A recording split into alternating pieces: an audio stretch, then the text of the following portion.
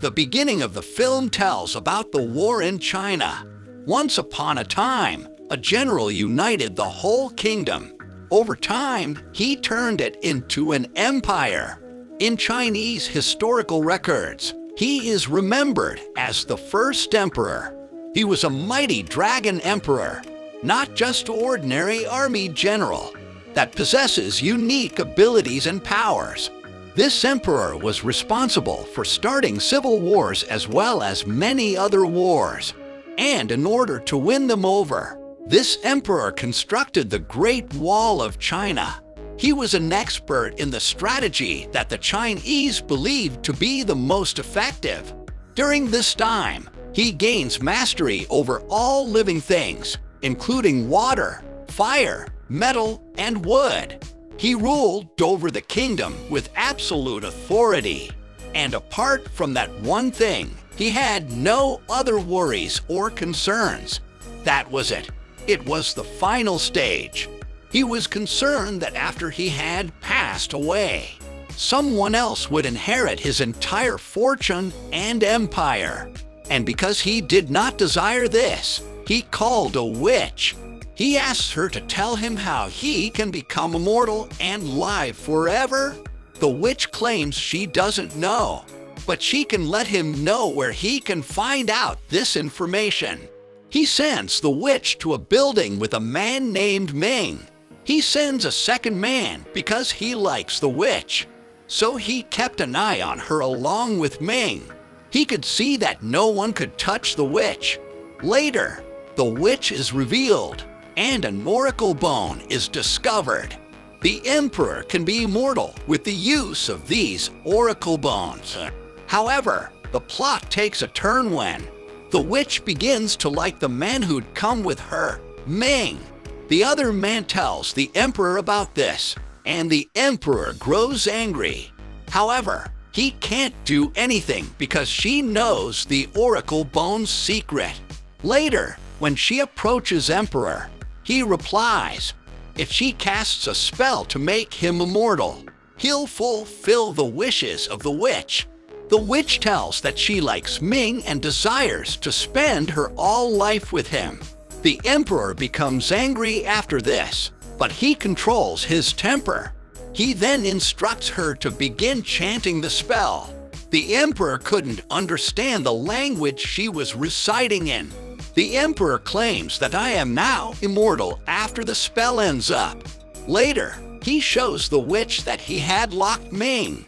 Later, he gives his soldiers the order to kill him. The witch tries a lot, but she can't free him. Later, the emperor promises to release Ming if you become his bride. However, she declines, and Ming was murdered in her presence. This witch didn't want to be the emperor's wife, so the emperor rags. Why is she agonizing for Ming?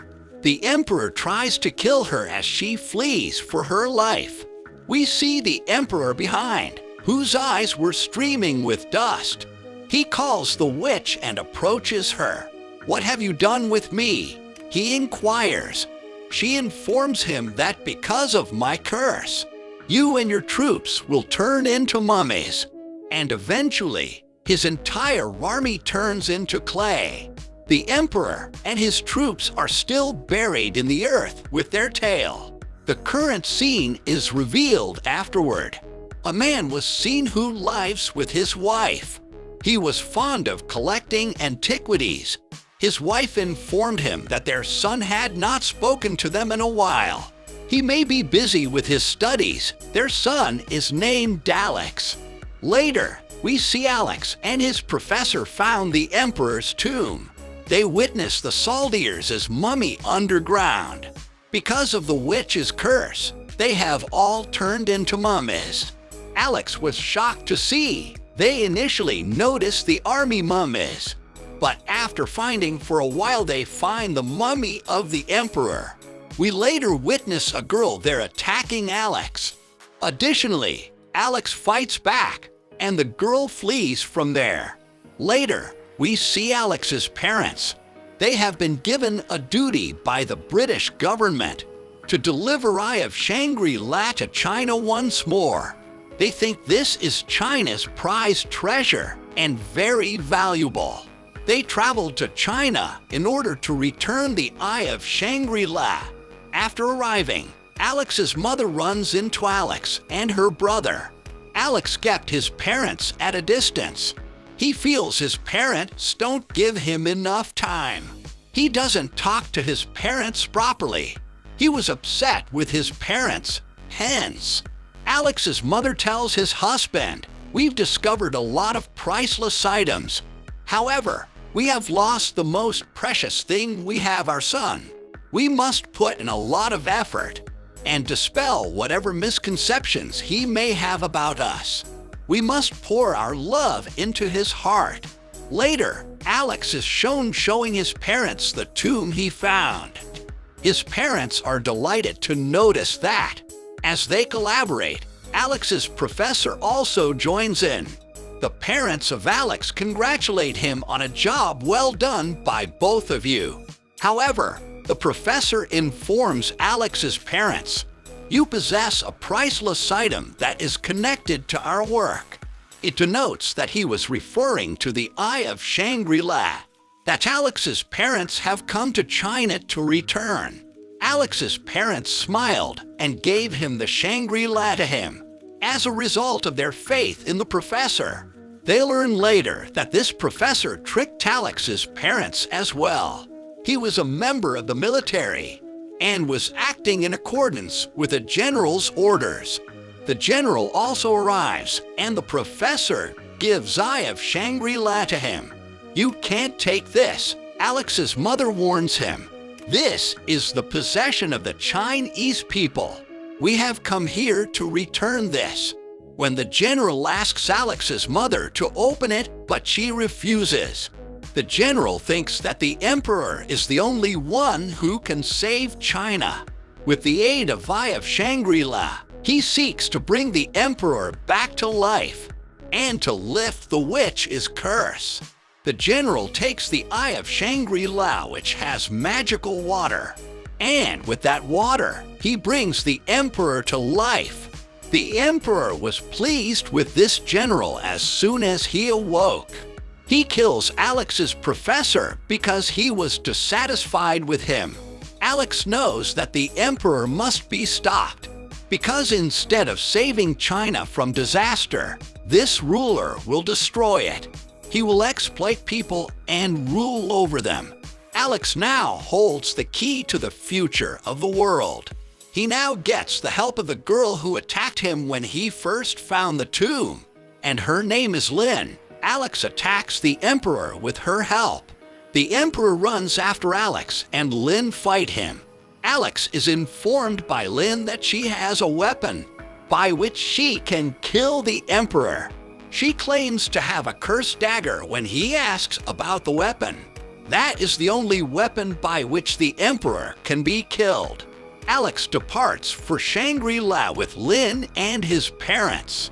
It was the water of Shangri-La because the emperor was brought back to life. Later, they pass from the mountains of the Himalayas. Lin calls a beast that will help them. The emperor has also been monitoring them. The general sends his army against them on emperor's order.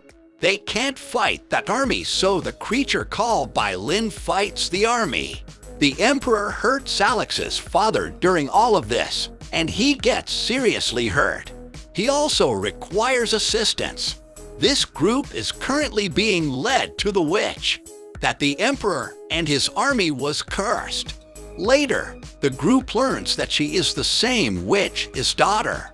Both of them were alive because they drank the Shangri-La's water. They both become immortal as a result. The witch now treats Alex's father's injuries, and he makes a full recovery. Now that Alex has become fond of Lin, she doesn't want to take this risk, because she doesn't want to witness Alex's aging and eventual death. The general and the emperor are visible on the opposite side. To carry out their evil intentions, they reach to Shangri-La. When they arrive to attack this group, they learned about Shangri-La. They use this Shangri-La water after they have arrived. With this water, the emperor bathes. He has numerous superpowers after bathing in this water. Later on, he changes into the three-headed dragon. He snatches the cursed dagger after growing so powerful. He could only have been killed in that manner. In addition, he kidnaps the witch Lin's daughter. With the use of this water, he also awakens his dormant army, the army that the witch has made mummy with her spell. The emperor wants to rule the entire world and has ill intentions. He directs his troops to the Chinese Great Wall. They'll get there and get powerful enough that no one was able to defeat them as a result. His terrible intentions are known to Alex and the witch. That's why both pursue him. His nefarious intentions are already known to the witch. She, therefore, doesn't want to let him destroy the world. The witch here gives up her immortality. She eventually succumbs to mortality, along with her daughter. She reawakens Ming's army. Ming was killed as a punishment because she admired him. The Ming army and the emperor's army engage in fierce combat. We saw Alex, who had come to save Lin, on the other side. We witness the witch's conflict with the emperor. She robs the emperor of his cursed dagger during the conflict. The emperor becomes weaker when she gets the dagger. This dagger is given to Alex and his father by the witch. She does not want to give the emperor this dagger.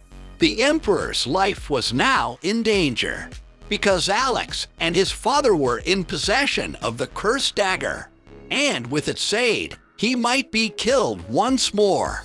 He then heads for the Chinese Great Wall. Alex and his father confronted him before he could get there. They have been informed that he might die if they hit him with this arrow in the chest, and they carry out the same action, killing the emperor with its help. We notice Lin over there, and she uses her combat prowess to murder the general and his assistant. And as the emperor passes away, so does his army. The Ming army, on the opposite side, enjoyed their victory before returning to the life of death.